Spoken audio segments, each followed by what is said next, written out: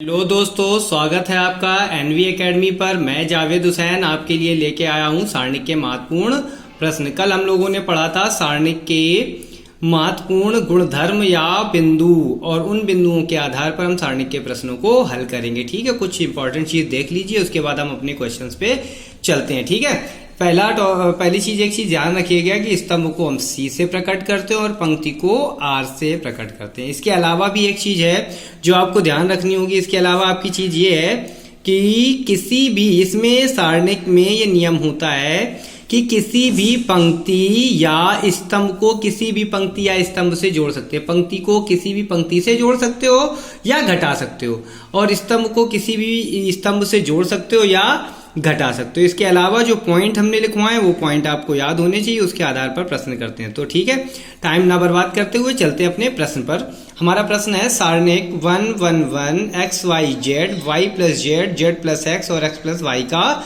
मान बताना है। ठीक है, तो इसके हल की तरफ चलते हैं। इसके हल के लिए हमें क्या करना होगा, इसके हल के लिए ये हमारा दिया हुआ है, तो हम अपने जो पॉइंट है, पॉइंट के आधार पर हमें एक पॉइंट याद आता है कि अगर दो स्तंभ समान हो जाएं तो पंक्ति की वैल्यू शून्य हो जाती है। देखते हैं समान करना संभव है या नहीं।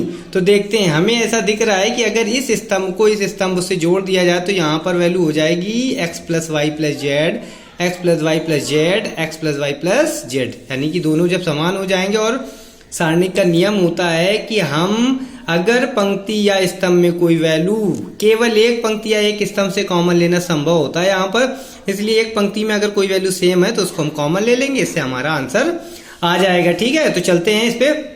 हम सबसे पहले करते हैं C2 change C2 plus C3, यानी कि दूसरे स्तंभ को चेंज करना। ये चेंज का चिन्ह है, दूसरे स्तंभ को चेंज करना है, दूसरा प्लस तीसरा स्तंभ करके। एक चीज का और ध्यान रखिएगा कि जिस चीज को चेंज करोगे वो हमेशा पॉजिटिव ही रहेगी। ये बात यहाँ तो पॉजिटिव ही है, जिस चीज को हम चेंज करेंगे वो हमेशा पॉजिटिव ही रहेगी। ठीक है, तो इस बात का ध्यान रखिएगा। तो C2 change C2 plus C3, C2 change C2 plus C3 करेंगे तो यहाँ पर देखिए ये C2 है और ये C3, यानी कि पहले दूसरा कॉलम को C2 और तीसरे कॉलम को C3 कहेंगे। अब इनको जोड़ते हैं, तो पहले पे हमें कुछ भी नहीं करना है, पहला ऐसे ही उतार लेना है, और दूसरे और तीसरे को जोड़ोगे तो x plus Y plus Z, तो इसमें जोड़ोगे तो आप कहोगे कि यार y plus Z plus X, तो प्रश्न में हम जानते हैं, ये तो बचपन से ही हम जानते हैं कि प्लस में वैल्यू इधर उधर हम कर सकते हैं। तो यहाँ पर y plus Z plus x आएगा तो उसको भी हमने लाइन से ही लगा लिया,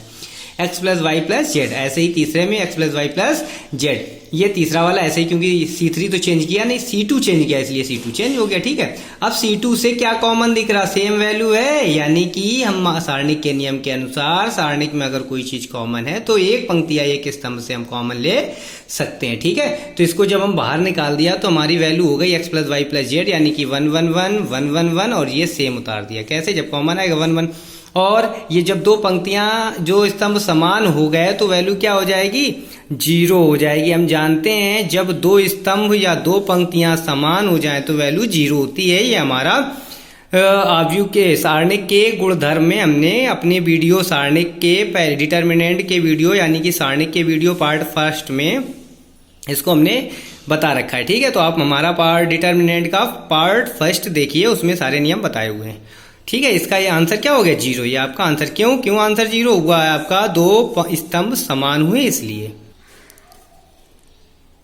चलते हैं अगले प्रश्न पर। अगला प्रश्न हमारा ये है कि सिद्ध कीजिए 1 1 1 x y z और x square y square z square is equal to x minus Y, Y minus Z और z माइनस एक्स। तो ज्यादा टाइम ना बर्बाद करते हुए चलते हैं इस क्वेश्चन पे। ये बहुत महत्वपूर्ण प्रश्न है और कई बार एग्जाम में पूछा जा चुका है। ठीक है, तो देखते हैं इसको। ये 1 1 1 है। अब आप सोचो कि इसको कैसे किया जा सकता है। यहाँ पर जोड़ने पे पद जोड़ेंगे तो पद समान तो नहीं जाएंगे। ठीक है, तो दूसरे तरीके भी होते हैं। तो एक चीज हम ये फॉर्मूला बता रहे हैं, ब्रह्मास्त्र, उस ब्रह्मास्त्र को आपको यूज करना हमेशा। कभी भी आपकी एक पंक्ति या एक स्तंभ में ठीक 1 1 1 हो, पंक्ति या स्तंभ में कहीं पर भी 1 1 1 हो, तो इसको कैसे भी करके आप शून्य बना लो, और जब शून्य बन जाएगा तो आंसर बहुत आसानी से निकल आए। तो इस बात का ध्यान रखिएगा, जब पंक्ति में या स्तंभ में 1 हो तो उसको कैसे भी करके आप शून्य बना लीजिए। अब कैसे शून्य बनाओगे, तो आपके पास सारे नियम तो है ही, ठीक है, उसको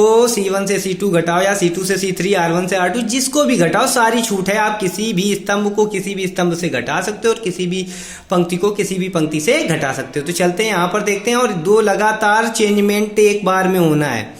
लगातार चेंजमेंट दो ही केवल कर सकते हो, तीसरा चेंजमेंट नहीं कर सकते हो, क्योंकि तीन पंक्तियां और तीनों चेंज कर दोगे तो गलत हो जाएगा।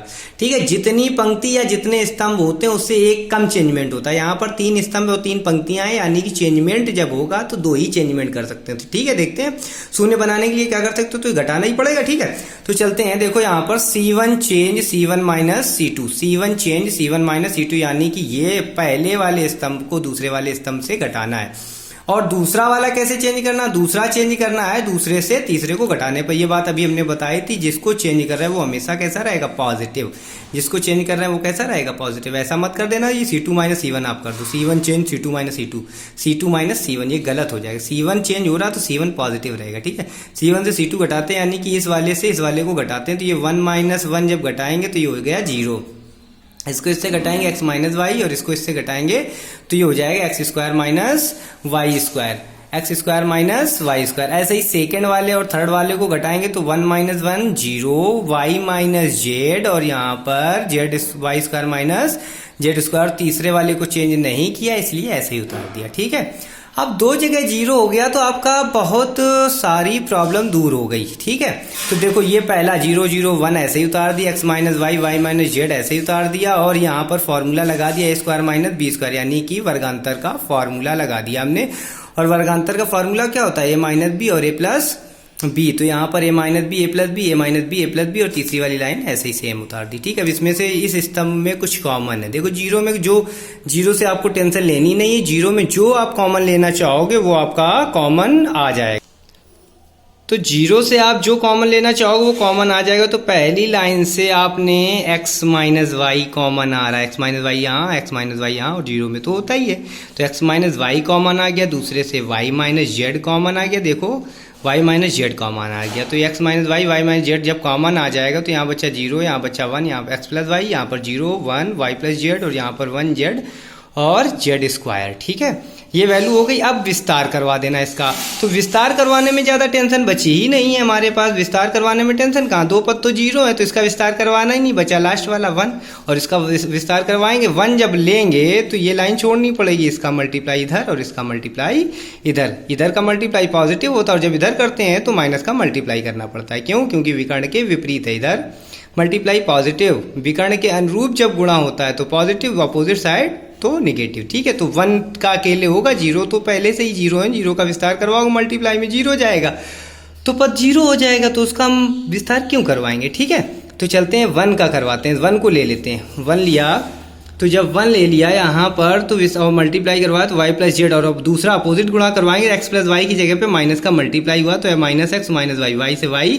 कैंसिल, जेड माइनस एक्स बचा। तो ये हमारी वैल्यू हो गई x minus Y Y minus Z और जेड माइनस एक्स। ये हमारी प्रूविंग RHS आ गई। ठीक है, चलते हैं अगले क्वेश्चन की तरफ। तीसरा उदाहरण, हमारा तीसरा क्वेश्चन है 1 omega omega square omega omega square 1 omega square omega 1 omega इकाई का घनमूल है, तो सारणिक का मान बताइए। ये आपका प्रश्न है और ये भी कई बार आपका एग्जाम में पूछा जा चुका है। ठीक है, तो चलते हैं। अच्छा, एक चीज जान लीजिए, जब ओमेगा का कभी भी क्वेश्चन आए तो इन फॉर्मूलों को पहले आप याद करिए। 1 प्लस ओमेगा स्क्वायर की वैल्यू 1 होती है, 0 होती है, और ओमेगा क्यूब की वैल्यू 1 होती है। ठीक है, ये इसका यूज करना है, बहुत आसानी से आ जाएगा। चलते हैं, ये हमारा क्वेश्चन है। अब हम देख रहे हैं 1 प्लस ओमेगा स्क्वायर कैसे बनाया जा सकता है। अगर हम पंक्तियों को जोड़ते हैं तो क्या हमारा बन पाएगा, 1 प्लस ओमेगा स्क्वायर इसमें बन गया, पर सेकंड वाले में नहीं बन पाएगा। ठीक है, तो किसको जोड़ देते हैं, स्तंभ को जरा ट्राई करते हैं। स्तंभ, हाँ, इससे बन जाएगा 1 omega square 1 omega square 1 omega square. तो C1 चेंज, यानी कि पहला स्तंभ चेंज करना कैसे, पहला स्तंभ प्लस दूसरा स्तंभ प्लस तीसरा स्तंभ। अब आप सोच रहे होगे कि तीनों जोड़ दिए, अभी तो आपने कहा था 3 चेंजमेंट नहीं होते। हाँ, हमने कहा था 3 चेंजमेंट नहीं होते, जोड़ने को 3 हम जोड़ सकते हैं। ठीक है, चेंज तो हम C1 को अकेले कर रहे हैं, जोड़ना घटाना आप कर सकते हो कैसे भी। तो C1 यानी कि पहला स्तंभ चेंज करना कैसे, तीनों स्तंभों को जोड़कर। तो पहला जब ये वाले से इसको इन सबको जोड़ेंगे तो 1 ओमेगा प्लस ओमेगा स्क्वायर आ जाएगा। दूसरे में भी 1 omega omega square 1 omega omega square इसमें, और बाकी के 2 स्तंभों को ऐसे ही उतार दिया। अब इसकी वैल्यू होती है 0, इसकी वैल्यू क्या होती है 0 होती है। इसकी वैल्यू 0 होती है तो ये पूरा स्तंभ आपका 0 हो गया। और पॉइंट 1 यानी कि सारणिक का गुणधर्म फर्स्ट जो हमने अपने डिटर्मिनेंट के पार्ट 1 में समझाया है, बताया है, उसके अनुसार पार्ट 1 के अनुसार अगर किसी भी स्तंभ का मान 0 हो जाए या पंक्ति का मान 0 हो जाए तो सारणिक का मान 0 हो जाता है। तो ये आपका मान क्या आ गया 0, ये आपका आंसर हो गया। ठीक है, थैंक यू।